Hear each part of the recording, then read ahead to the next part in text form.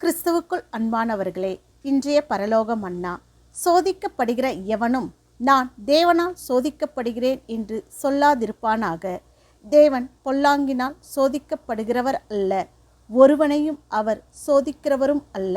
யாக்கோப்பு 1:13. பரீட்சை அல்லது சோதனைகளில் வித்தியாசங்கள் உண்டு.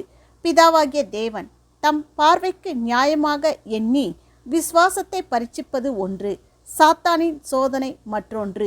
முந்தினது நம் விசுவாசம் தேவன் பேரில் எவ்வளவு உள்ளது என்பதை பரீட்சிக்கவும், நித்திய ஜீவனை பெறவும் கிறிஸ்துவ ஜீவியத்திற்கு மிக அவசியமானதும் ஆனதுமாகவும். இதனால் நீதிமான் என்று ஒருவனும் தீர்க்கப்படுகிறான். சாத்தானின் சோதனைகளோ இதற்கு மாறாக சத்தியத்தை பொய் என்றும் பொய்யை சத்தியம் என்றும் காட்டி ஒளியை இருளாக்கி அநேகரை மரண வழியிலே விழும்படி செய்கிறதாக இருக்கும். அநேகர் இவன் வலையிலே சிக்கி இருளிலே நடத்தப்பட்டு வருகின்றார். இவ்விதமாக தேவன் ஒரு மனிதனையும் சோதிப்பது இல்லை.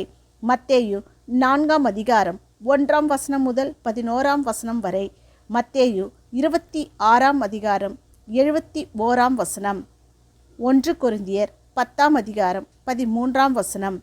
ரீப்ரின்ஸ் 3:2-9-7. தேவனுக்கே மகிமை உண்டாவதாக. ஆமீன்.